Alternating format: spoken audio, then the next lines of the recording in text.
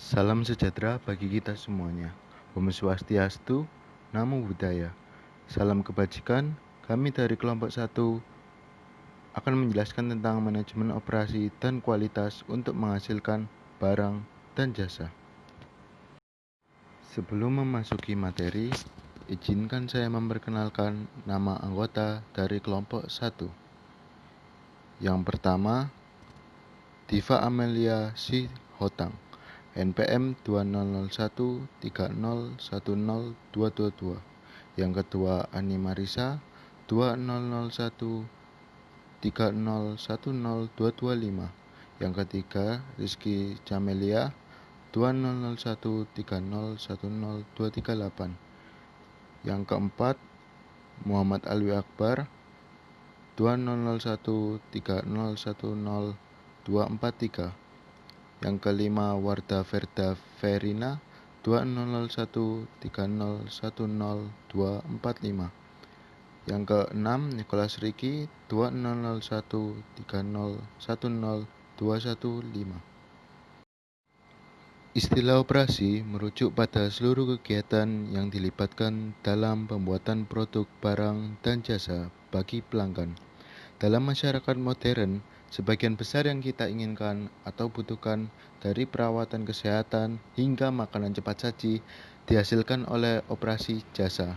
Lazimnya, manajer di sektor jasa memberikan perhatian pada unsur manusia dalam operasinya, karena keberhasilan atau kegagalan seringkali bergantung pada kontak antara penyedia jasa pelanggan.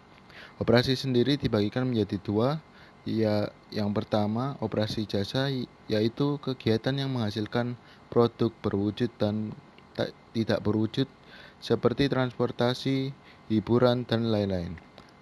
Yang kedua, operasi barang, yaitu kegiatan untuk menghasilkan produk berwujud seperti radio, koran, dan lain-lain. Pertumbuhan dalam sektor jasa dan barang. Sepanjang sejarah, pertanian merupakan sektor dominan selama tahun-tahun pertama berdirinya negara Amerika Serikat. Kemudian, sektor manufaktur pun berkembang dan menjadi tulang punggung perekonomian dari abad ke-19 hingga pertengahan abad 20. Jasa kemudian merangkak cepat dalam perekonomian, baik dalam tenaga kerja dan persentase dari PBT, terkecuali pendapatan dari luar negeri. Meskipun lapangan kerja dalam sektor produsen barang dan jasa di Amerika Serikat telah tertahan belakangan ini, pertumbuhan awal dalam industri jasa telah meningkat menjadi lebih dari 144 juta lapangan kerja, hampir 89% dari total lapangan kerja. Menciptakan nilai melalui operasi. Nilai manajemen operasi adalah arahan dan kendali sistematis dari kegiatan yang mengubah sumber daya menjadi barang dan jasa akhir yang menciptakan nilai bagi pelanggan. Dalam mengawasi produksi, manajer operasi produksi atau operation production, manajer bertanggung jawab untuk memastikan bahwa kegiatan operasional menciptakan apa yang diinginkan dan dibutuhkan pelanggan. Perbedaan antara operasi jasa dan manufaktur barang. Secara ringkasnya, operasi jasa memiliki sifat dasar beberapa jenis jasa yang tak berwujud dan tak tersimpan, berinteraksi dengan pelanggan, keberadaan pelanggan dalam proses jasa, dan lain-lain. Sedangkan manufaktur barang, manufaktur memproduksi barang fisik yang dapat dilihat dan disentuh oleh pelanggan, memproduksi barang tanpa pesanan pelanggan atau perkiraan permintaan pelanggan, dan lain-lain. Proses operasi. Proses operasi adalah serangkaian metode dan teknologi yang digunakan untuk menghasilkan barang dan jasa. Proses produksi barang dibagi menjadi dua.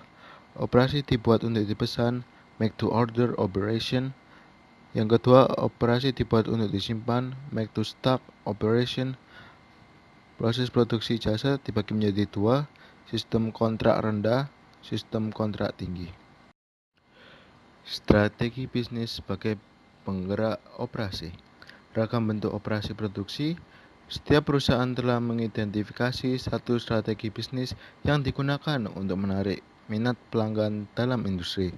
Seperti lebih dari 40 tahun yang lalu, Toyota memiliki kualitas sebagai strategi dalam persaingan menjual mobil.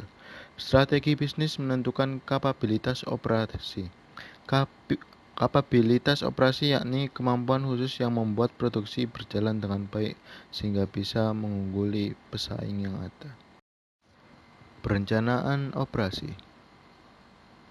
Ada 5. Perencanaan lokasi. Lokasi mempengaruhi biaya produksi dan fleksibilitas. Perencanaan lokasi yang baik menjadi hal yang penting bagi pabrik, kantor, dan toko. Perencanaan tata letak. Tata letak adalah lokasi fisik atau denah ruangan untuk pusat jasa, mesin, peralatan, pelanggan, dan pasokan. Perencanaan metode. Manajer harus mengenali setiap langkah produksi dan metode spesifik dalam menjalankannya serta menggunakan pendekatan perbaikan metode. Perencanaan kualitas. Kualitas yaitu kombinasi dari karakteristik suatu produk atau jasa yang menampilkan kemampuan untuk memenuhi kebutuhan tersirat atau tersurat yang meliputi harga yang masuk akal dan keandalan dalam menghantarkan manfaat produk seperti yang dijanjikan. Memperbaiki aliran proses. Perbaikan operasi dimulai dengan pendokumentasian praktik produksi yang sering terjadi. Begitu manajer dan timnya telah membuat rencana operasi, mereka kemudian mengembangkan jadwal untuk pelaksanaan rencana tersebut. Aspek operasi ini disebut dengan penjadwalan operasi, mengidentifikasi kapan kegiatan tersebut dilaksanakan. Jenis-jenis penjadwalan. Jadwal induk operasi, aturan main, untuk menentukan volume kegiatan selama beberapa bulan ke depan. Jadwal terinci, menunjukkan kegiatan harian yang akan terjadi selama produksi. Jadwal staf, memuat siapa dan berapa banyak karyawan yang akan bekerja beserta waktunya. Jadwal proyek, menyediakan cara mengkoordinasi dan menyelesaikan proyek berskala besar. Menggunakan 2 bagan, yaitu bagan Gantt atau graphic Gantt, yaitu membagi proyek beserta dalam langkah-langkah yang lebih kecil disertai rincian waktu. Bagan PERT, yaitu menyediakan lebih banyak informasi dalam mengendalikan kemajuan proyek besar. Selanjutnya ada pengendalian operasi, yaitu memantau kinerja dengan membandingkan hasil dengan rencana dan jadwal terinci. Di dalam pengendalian operasi terdapat 2 tahap. Yang pertama, manajemen bahan baku. Proses untuk merencanakan, mengorganisasikan, dan mengendalikan aliran bahan baku. Berikut ini bidang-bidang yang menjadi komponen penting dalam manajemen bahan baku, yaitu 1. Seleksi pemasok, 2. Pembelian, 3. Transportasi, 4. Pergudangan, dan 5. Pengendalian persediaan. Tahap kedua pada pengendalian operasi adalah pengendalian kualitas, yaitu memastikan proses operasional menghasilkan barang atau jasa yang memenuhi standar kualitas tertentu. Perbaikan kualitas dan manajemen kualitas total. Hubungan antara kualitas produktivitas adalah ukuran kinerja ekonomis, yaitu produktivitas membandingkan berapa banyak yang kita produksi dengan sumber daya yang digunakan untuk memproduksinya. Rumusnya adalah produktivitas tenaga kerja sama dengan PDB tahun yang diamati per jumlah jam yang dihabiskan tahun tersebut. Kualitas adalah menciptakan kelayakan guna memberikan sesuatu yang diinginkan pelanggan. Cara kita mengelola kualitas adalah memanajemen kualitas total kegiatan untuk menghasilkan barang dan jasa berkualitas tinggi di pasar. Perangkat-perangkat manajemen kualitas total ada 4, yaitu yang pertama, analisis nilai tambah adalah mengacu pada evaluasi seluruh kegiatan kerja, aliran baku, dan administrasi untuk menentukan nilai tambah bagi pelanggan. Yang kedua, mempererat hubungan pelanggan, yaitu perusahaan yang sukses adalah perusahaan yang mengenali apa yang diinginkan pelanggan atas produk yang mereka konsumsi. Yang ketiga, tim perbaikan kualitas, yaitu tim kolaboratif lintas bidang yang bertemu secara berkala untuk mengenali, menganalisis, dan memecahkan masalah produksi yang dihadapi bersama.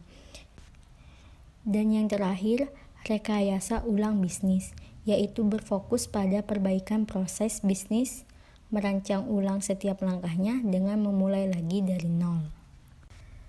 Selanjutnya, menambah nilai melalui rantau pasokan.